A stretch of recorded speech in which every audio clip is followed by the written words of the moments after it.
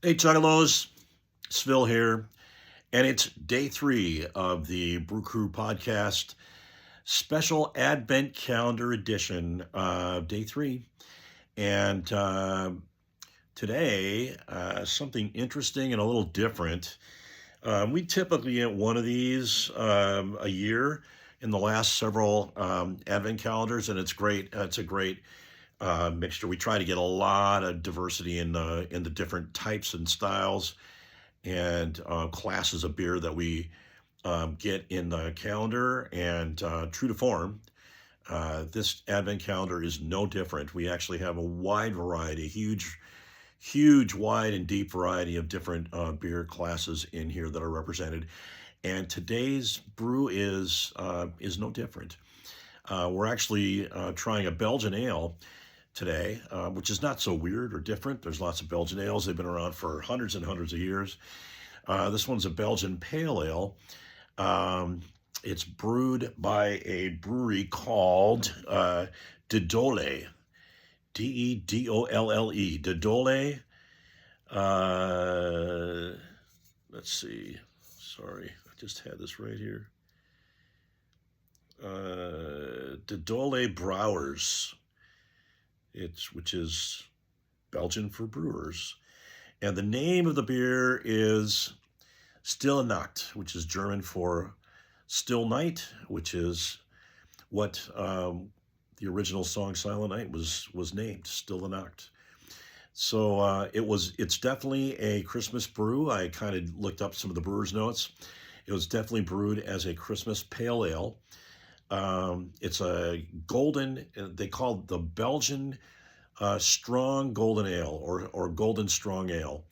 And strong because it is 12%. Yeah, 12%. A golden ale has 12%. So that's a little unique and different. But it's a Belgian ale, so I kind of have an expectation in my mind of some of the things I'm going to taste. Belgian ales are typically known, have been for a long time. They were the kind of the progenitors of the American sour ale and fruit tart craze that we now find ourselves in. They were the originals. They started with, I remember tasting a Belgian framboise, which was a raspberry infused Belgian ale. Oh my gosh, 25 years ago? No, more than that. More than that, 35 years ago, probably. It was really famous at the time. I don't remember the name of it, but it was really popular because it was so different. And people immediately, when they tasted a fruit-infused beer, they immediately said, "Oh, that's a Belgian ale." So that's just some little history for you, kind of where, most American brewers don't give the nod or tip the cap to the Belgians for kind of inspiring the whole movement and actually coming up with that hundreds of years ago. But it's interesting. So that's kind of what I'm expecting. A little fruit infusion, maybe. They don't really say it on there. And I know it's a pale ale, so they brewed it with pale malt, although it's a golden ale. So it's going to look more like a lager, maybe, with a little deeper color, probably. But check this out. It's brewed with pale ale and white candy sugar. So that doesn't get more refined the sugar than that. And that's an adjunct, my friends. That's not just taking the malt, the sugars that are coming out of the malt, and brewing with then allowing that to ferment and getting that kind of natural taste like we had in the last couple of days. We had a great IPA that was Branch and Bone that was very natural kind of in its flavorings, and a very calm and sensible and balanced IPA. And then we had, of course, the German Pils, which I can't even say it now, man. Reinheitsgebot, but I'm not even going to do another take. The heck with it. It's tough to say. It's that German purity law that we all know. But we had one of those. That was a pure play lager, straight up, very well done. And that was very pale and straw colored, pale malt that they used there as well. This is going to be a little bit different. So that's my expectations. And look, I haven't even popped the cap yet. So here we go. This is another shorty. The shorties, we've got an abundance of shorties this year, which are basically poured off of the kegs that are open in the casks at the barrel house on the day that we go. And they're of those selections that they choose for us. And they basically bottle them right there on the spot, cap them. We've already had one of these already in the Branch and Bone Haze, although that, I mean, obviously that comes in regular bottles and regular cans from Branch and Bone right here in Dayton. And I'm rambling on, but this is 12%, so it's gonna, I'm interested to see how well balanced this is, or whether it's really strong. Really strong in terms of the alcohol content. It's always it's interesting for me to kind of look at how well balanced these really strong beers are. We've had a lot of I've had a lot of strong beers in the last several months, just because I'm in this club with Hop and Frog, and a lot of the beers they brew are super high octane beers. And some of them are incredibly good, very well balanced considering, and some of them very alcoholic. So we'll see, which kind of I think detracts a little bit from it. You can make a barley wine and make it good, but it's harder to do because, you know, how do you hide 12% alcohol? That's almost in wine territory, right? So it takes a real craft and a real art to be able to balance that. So let's see how this pours. Okay, we're gonna go right now. And so I give you, without further ado, the Dolle Brouwers Stille Nacht.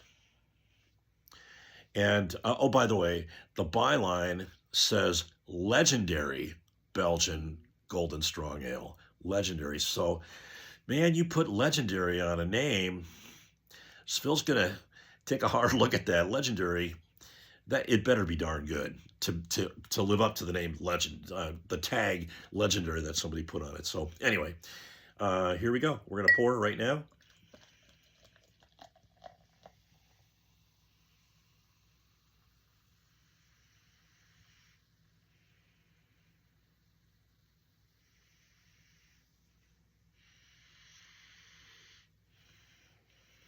Yeah.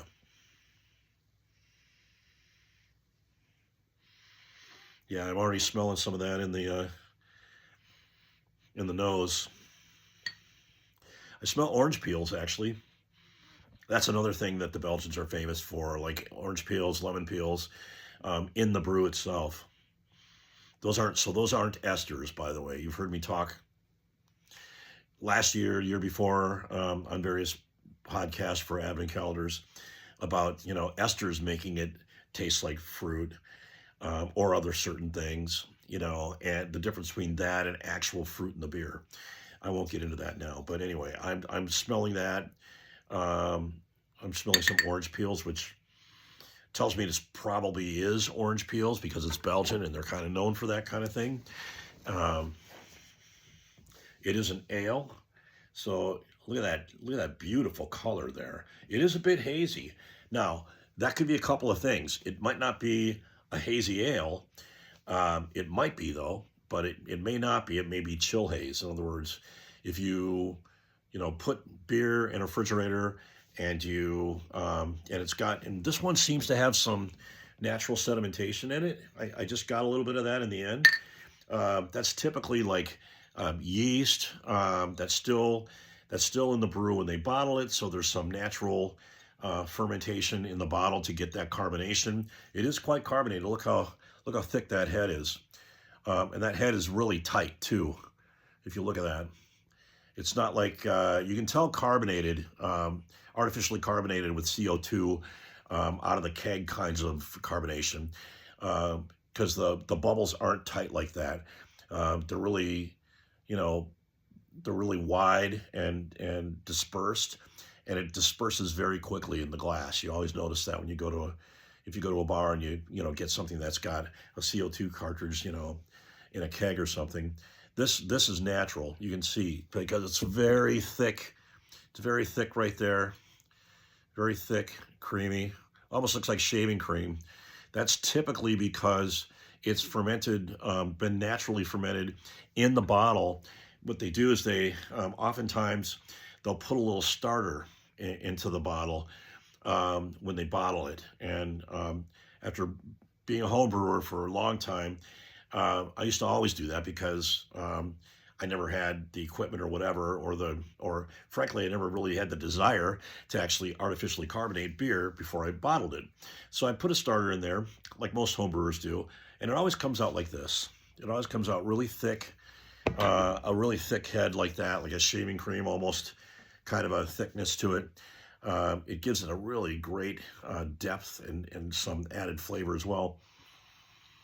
But yeah, I taste a lot of, or I'm smelling a lot of breadiness, which is from the yeast. That's where that comes from. That's what gives bread its smell too when it's baking. It's the yeast in there. So I guess I'm smelling some breadiness and the orange peels and some other fruit that I'm having a hard time putting my finger on. Anyway, time to taste it. Lovely color though.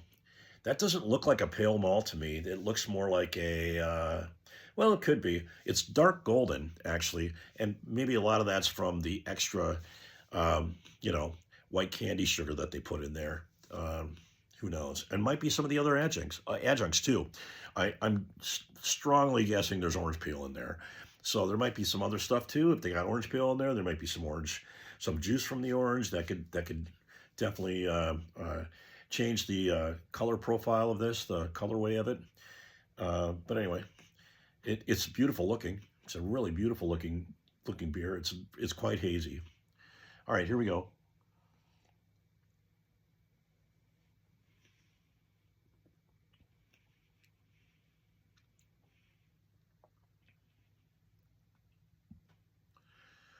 Wow, that's a surprise.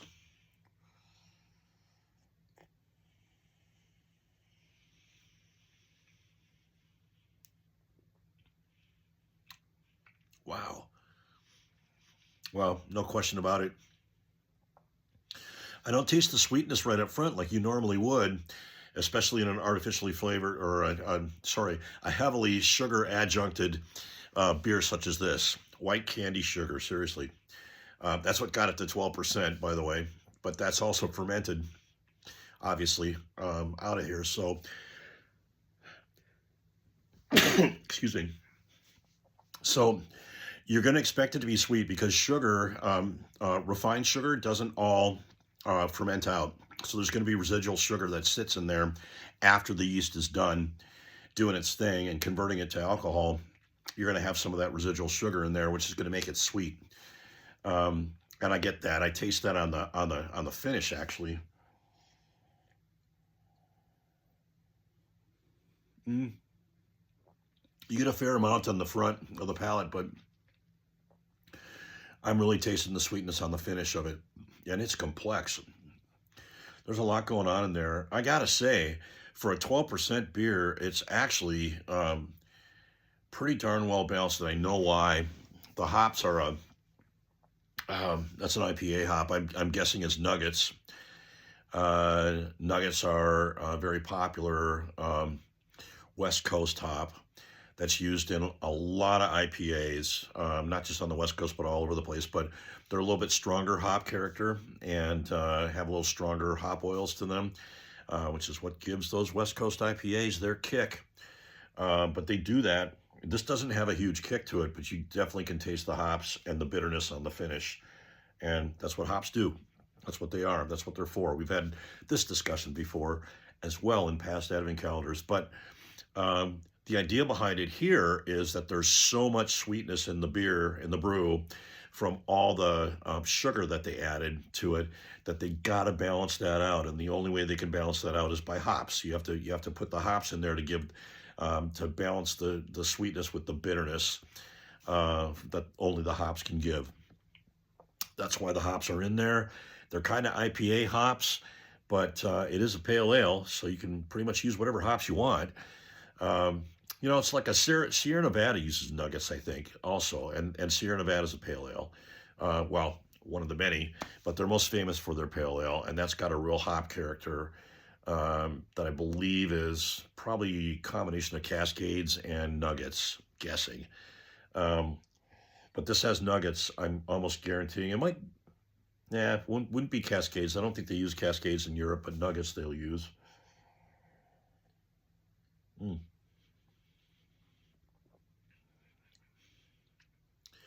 There's a real, it's from the sugar.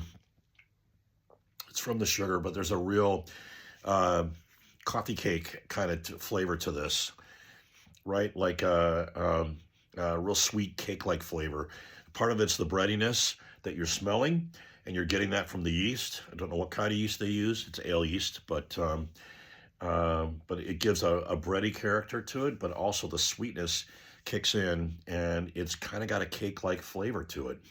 Honestly, almost a little frosting kind of a flavor. That kind of real sweet-edged, sugar-edged sweetness that you taste in cake frosting. Basically, there's a lot of that kind of flavor, that sweetness on the back of it, which is almost like cake. I'm tasting like mm,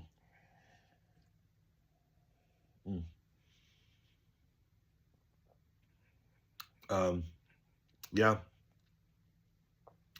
like white cake, not angel food, but like white um, sheet cake.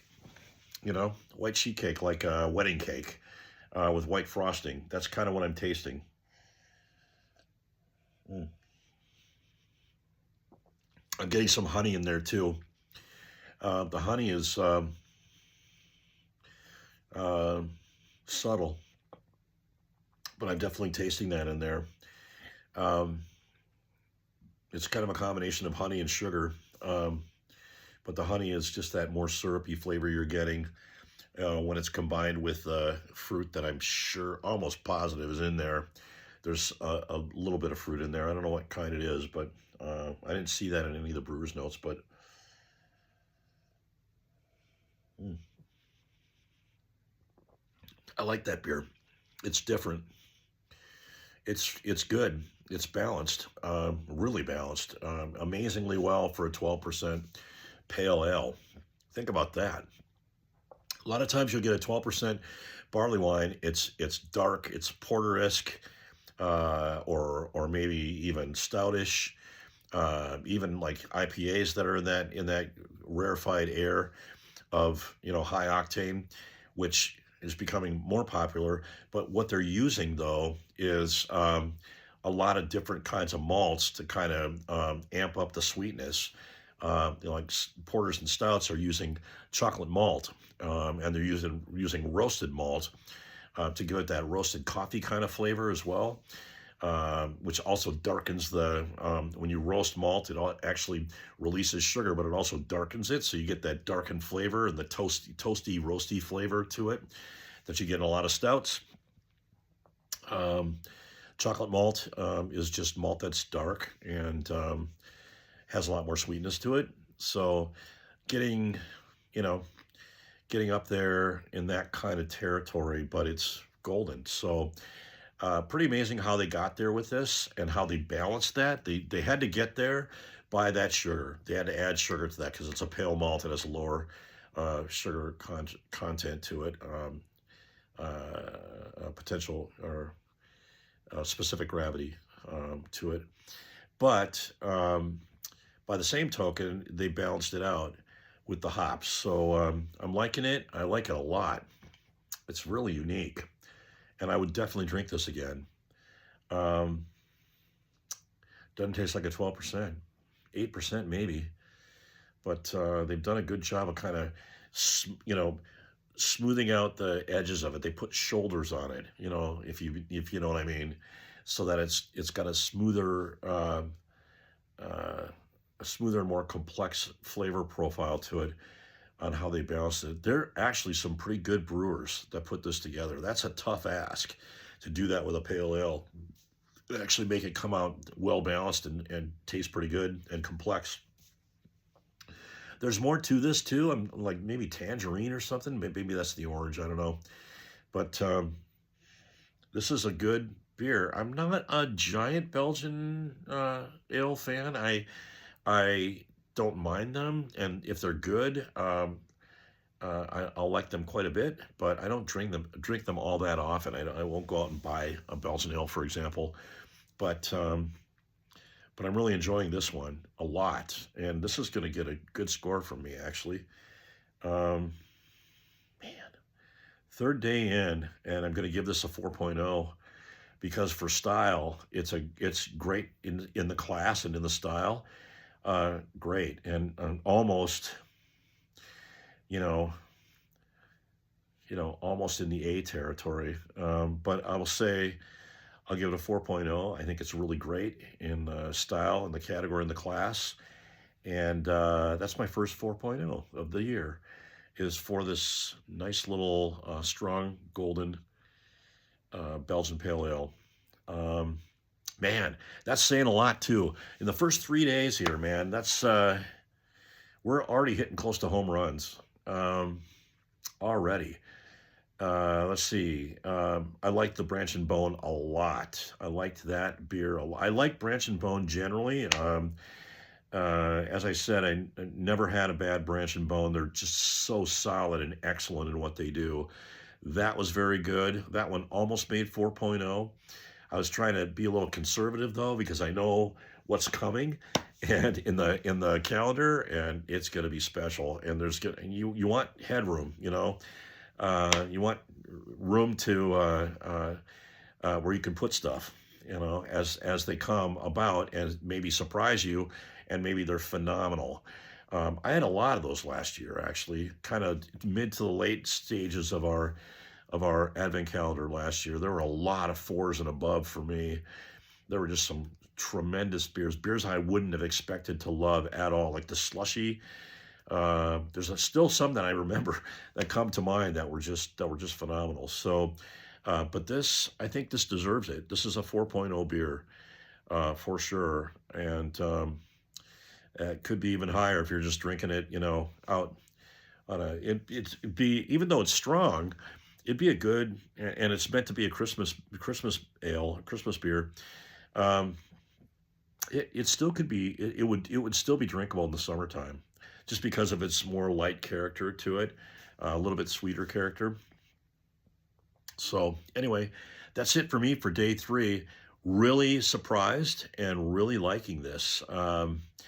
And it was just very well balanced beer, and a really good example of a real.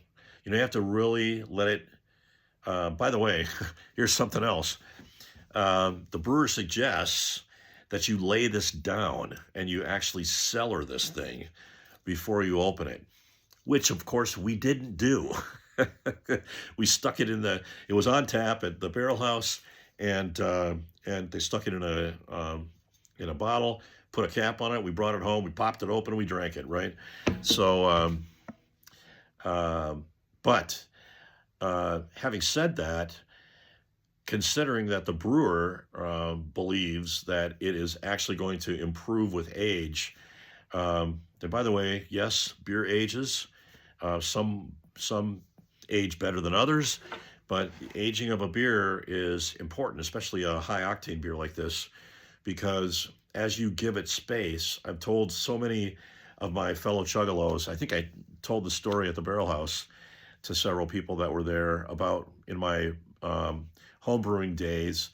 A buddy of mine and I were making some beers. We decided to make a Christmas beer together, and we chose a Christmas cherry stout. And we misread the instructions, the brewer instructions, and I thought it said 6 weeks to ferment it, and we were planning on doing it so we could crack it open on Christmas Eve and say Merry Christmas and all that good stuff. And Christmas was like 6 weeks away. We're all good. Open it up. It tasted like crap. It was horrible. It was the most god awful beer I ever made. So I threw it all out, and my buddy and I were super disappointed. It was the first collaboration. He had never made beer before. He'd watched me make beer, and he drank a lot of my beer, and he was excited, and he wanted to get involved. So he joined me, and we made the beer together, and I had him come down, and racked off the beer through first fermentation,